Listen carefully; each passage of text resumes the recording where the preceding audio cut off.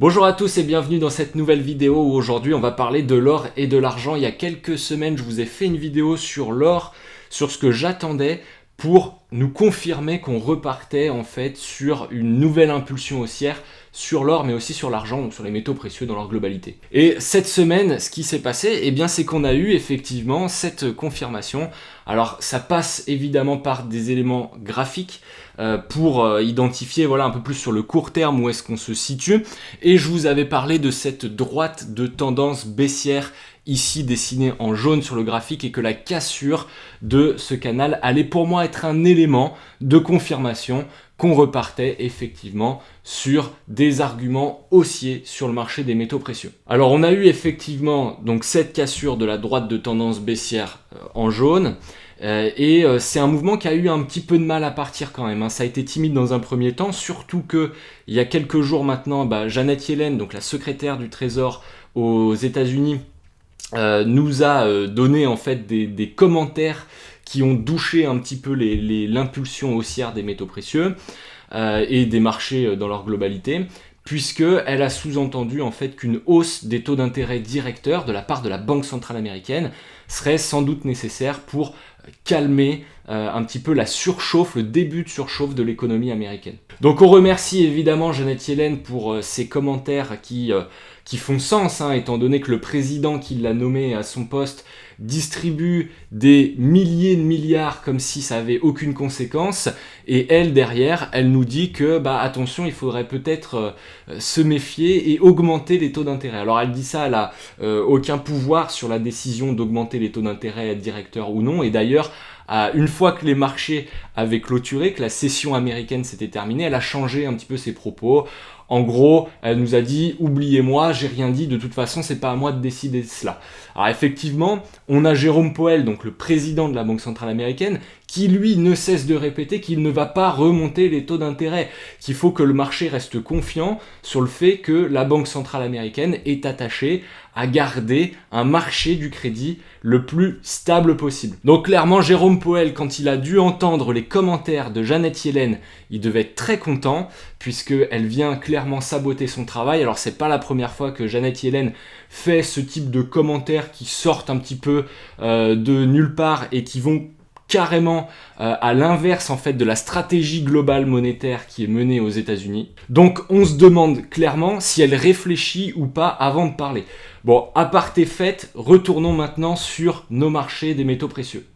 Donc comme je vous le disais, on a en ce moment des configurations techniques qui je trouve sont très intéressantes sur les métaux précieux, que ce soit l'or ou l'argent. On a de beaux mouvements, de belles impulsions haussières qui laissent penser que effectivement le marché se réintéresse aux métaux précieux qui ont été délaissés clairement ces derniers mois. Et on voit, en tout cas moi j'ai constaté sur internet, peut-être que vous aussi, il y a beaucoup de monde qui se pose la question de pourquoi est-ce que les métaux précieux ne progressent pas alors qu'on voit que la dette américaine est en train d'exploser, que la planche à billets aux États-Unis est en train de nouveau d'accélérer. Pourquoi est-ce que les métaux précieux ne réagissent pas? Alors c'est essentiellement dû en fait à des arbitrages court terme sur les taux d'intérêt long terme aux États-Unis, mais pour autant moi je pense que fondamentalement la situation que l'on a aujourd'hui sur l'aspect monétaire ne remet absolument pas en cause la pertinence de l'exposition aux métaux précieux. Donc là on a cassé des zones qui sont quand même assez importantes, des zones de résistance, à la fois sur l'or et sur l'argent. On va rentrer de nouveau en contact avec de nouvelles zones de résistance, mais clairement là sur les impulsions qu'on a eues sur les derniers jours, c'est plutôt pas mal et en plus il y a du volume. Donc pour revenir un petit peu sur la situation fondamentale justement, je vous mets là un graphique de la dette américaine en rapport avec le PIB. On voit qu'effectivement sur 2021, il n'y a pas vraiment de surprise, on voit que le PIB américain il s'est contracté, il se contracte depuis 2020. Et dans le même temps, la dette américaine a vraiment explosé. On a une décorrélation qui est de plus en plus importante entre le PIB américain et la dette américaine. Donc par rapport à cette explosion de la dette américaine, est-ce que vous pensez que sincèrement les États-Unis vont remonter les taux d'intérêt? Est-ce que la Banque centrale américaine va remonter les taux d'intérêt directeurs? Si vous avez un avis sur la question, n'hésitez pas à me le mettre en commentaire, je le lirai avec intérêt et évidemment je répondrai à vos questions. Alors clairement, moi je pense que la Banque centrale américaine, elle n'est pas du tout dans cette dynamique. C'est d'ailleurs ce que nous a affirmé Jérôme Powell assez récemment, qu'il ne pensait même pas à remonter les taux d'intérêt directeurs. Et ça se confirme effectivement quand on voit en fait l'accélération du QE, donc ça veut dire du rachat d'actifs de la part de la Banque centrale américaine. Je vous mets là un autre graphe où on voit effectivement que depuis le mois de février 2021, ça s'est considérablement accéléré. La Banque centrale américaine est dans l'obligation d'acheter les bons du trésor qui sont émis par l'État américain et aussi toutes les dettes en fait qui sont titrisées issues de cette situation économiquement compliquée. Donc là, je vous mets un autre graphe qui représente en fait la même chose, mais avec une vue d'ensemble sur la période donc 2012 à maintenant en fait, où on voit que effectivement les détentions de dettes de la part de la Banque centrale américaine ont explosé depuis le mois de mars 2020. Bon, rien d'étonnant, ça, on est au courant de la situation. Mais par contre, ce qui est intéressant, c'est de noter ce petit pic là que l'on a depuis maintenant 3 mois. Donc ces éléments, clairement, ils contribuent à augmenter, encore une fois, la masse monétaire en circulation aux États-Unis. On voit que ça continue de progresser. Donc je vous mets là un graphe que je vous ai déjà présenté à plusieurs reprises, où là, on a la masse monétaire M1 aux États-Unis qui continue sur sa pente ascendante après avoir augmenté de manière extrêmement forte sur le début de l'année 2020.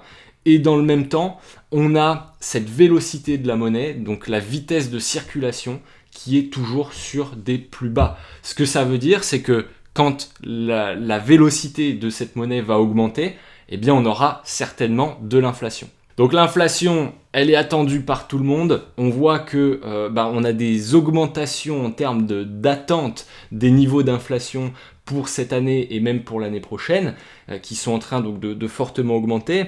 Et on a eu aussi très récemment une mise à jour en fait de l'avis des marchés financiers sur les hausses de taux aux États-Unis.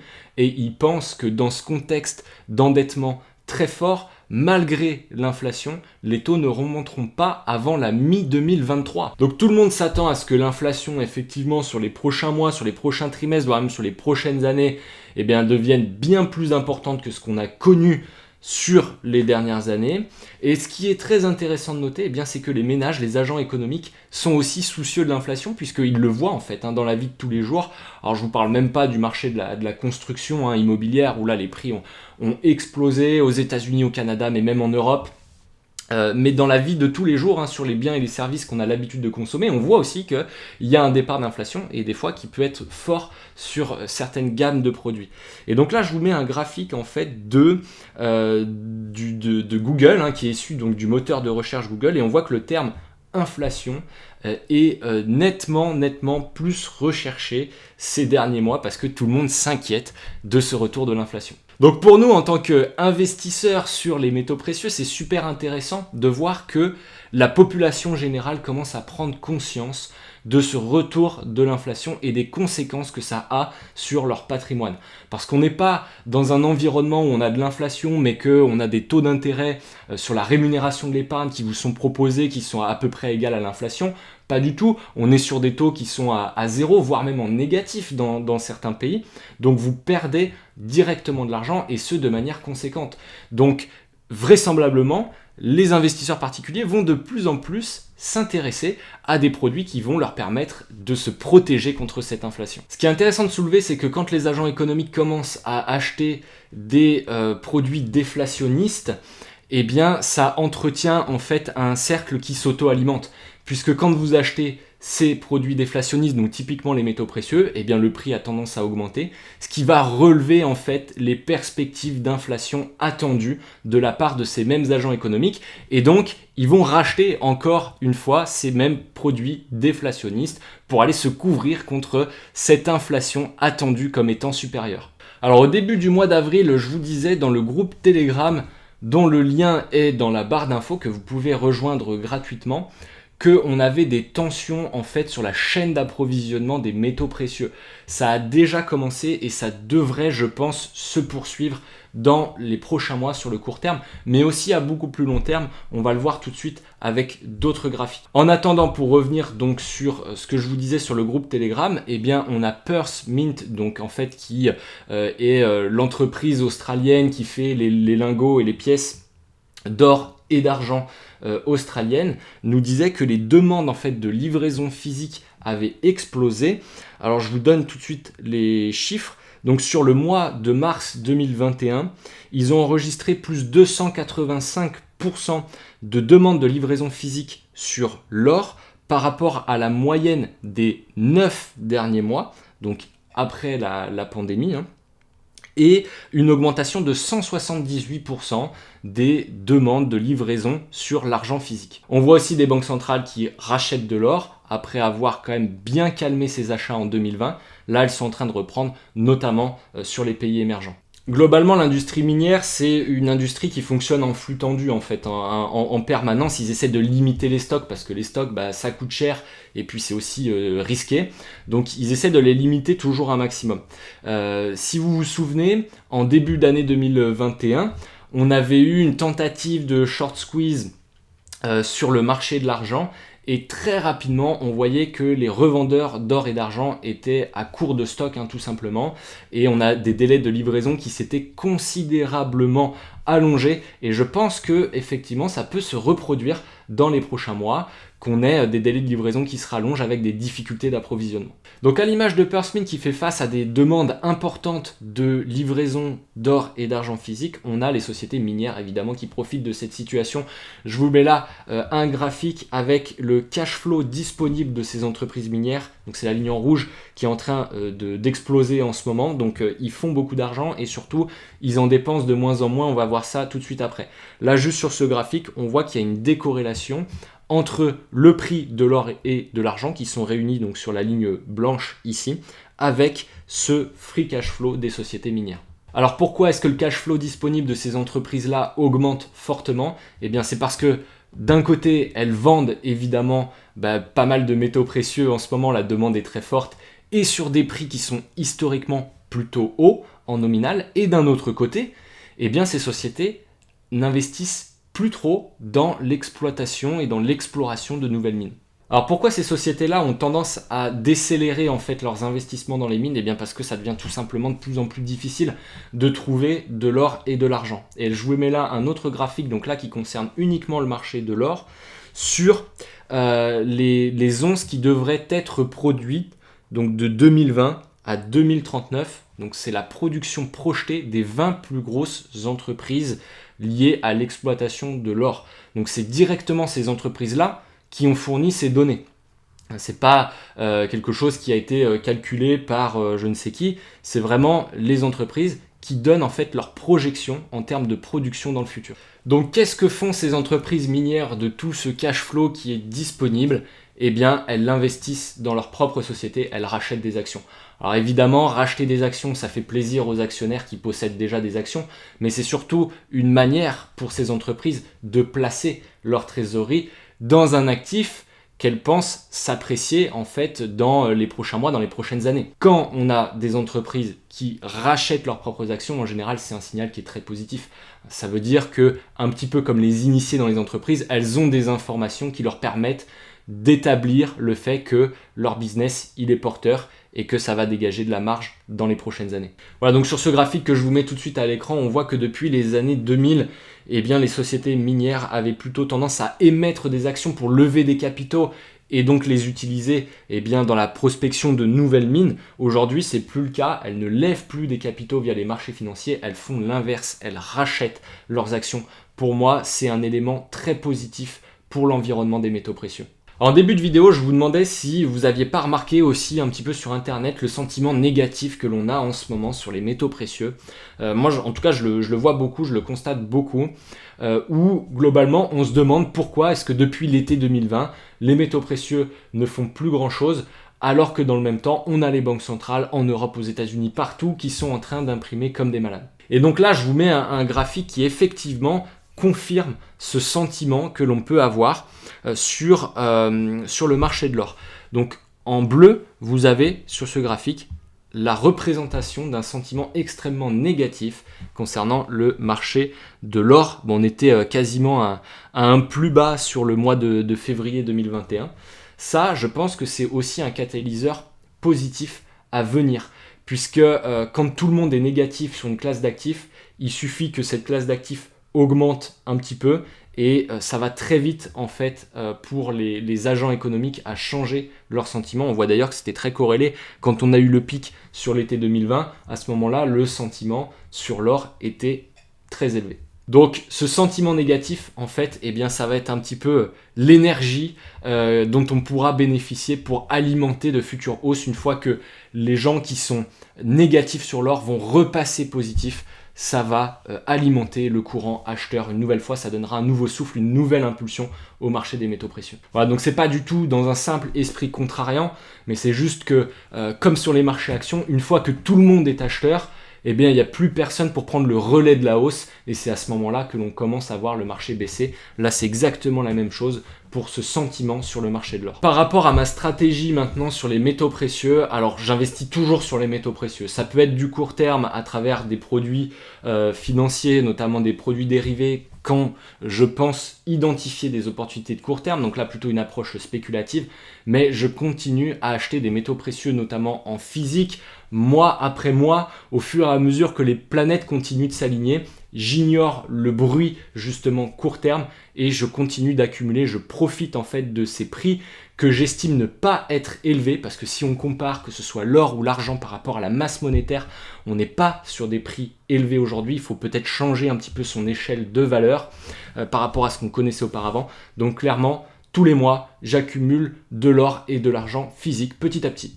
Donc par rapport à mes investissements en or et en argent physique, je voulais vous partager aujourd'hui une petite astuce, parce que je constate qu'en fait c'est très peu connu chez les investisseurs français, même ceux qui ont l'habitude d'investir régulièrement dans les métaux physiques.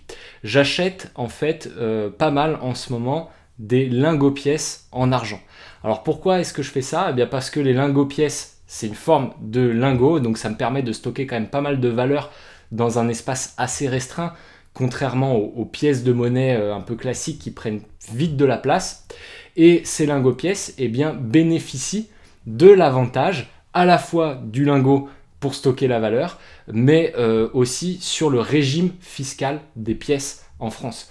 Puisque, vous le savez sans doute, sur un lingot conventionnel, on va dire, eh bien, vous êtes taxé à hauteur de 20% sur la TVA, étant donné que c'est considéré par l'État français comme étant un métal industriel. Alors pourquoi cette solution d'investissement elle est très peu connue par les investisseurs français ? Eh bien tout simplement parce que les revendeurs d'or et d'argent ne proposaient pas cette solution jusqu'à récemment. Donc moi mes lingots-pièces je les achetais en Allemagne avant et maintenant on voit que ça commence à arriver en France. Et donc on peut s'en féliciter que cette possibilité s'offre aujourd'hui aux investisseurs français. Donc moi personnellement je passe par la société Godot & Fils, que vous connaissez sans doute si vous investissez dans les métaux précieux depuis un moment, puisque c'est une vieille maison, elle est là depuis les années 1930 et puis c'est un des gros leaders du marché de vente de métaux précieux en physique. Ils ont aussi pas mal de boutiques physiques, donc vous en avez peut-être une pas très loin de chez vous, vous avez peut-être déjà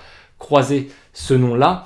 Donc je vous donne cette astuce aujourd'hui du lingot-pièce parce que je vois que c'est très peu connu. Je vous donne aussi le nom de la société et le site internet si vous souhaitez, pourquoi pas vous en procurer. Alors le site il est bien fait, c'est pour ça aussi que j'aime bien acheter chez eux. Les primes qui sont pratiquées sur les différentes pièces, sur les différents lingots, elles sont affichées directement, donc il n'y a pas besoin de s'embêter de calculer. Voilà, c'est très clair en termes de prix. Et puis également, vous avez les prix d'achat et les prix de vente qui sont proposés par la société. Donc là aussi, c'est super clair pour se faire une idée de, par exemple, à combien je revendrais mes métaux si je les vendais aujourd'hui. Alors en sachant que j'allais vous partager en fait cette astuce du lingot-pièce en argent, eh bien je me suis rapproché de la société Godot & Fils pour savoir s'il n'était pas possible de faire un petit partenariat, que je puisse vous proposer un avantage à aller commander chez eux. Et donc ils ont décidé de vous offrir 3 mois de stockage offert si vous souhaitez bénéficier de cette solution de stockage et pas avoir les métaux chez vous. Donc si vous passez par le lien que je vous ai mis en description, ça vous coûtera évidemment rien de plus, hein, c'est exactement les mêmes prix qui sont pratiqués habituellement sur le site internet. Ça vous permet de bénéficier de ces 3 mois de stockage offerts et puis ça permet aussi de soutenir la chaîne YouTube. N'hésitez pas à me dire en commentaire si vous connaissiez cette solution d'investissement sur les lingots pièces en argent. En attendant, j'espère que cette vidéo sur les métaux précieux et sur ma stratégie en termes d'investissement, notamment sur le physique, vous a plu et je vous dis à très bientôt pour une prochaine vidéo. Ciao ciao!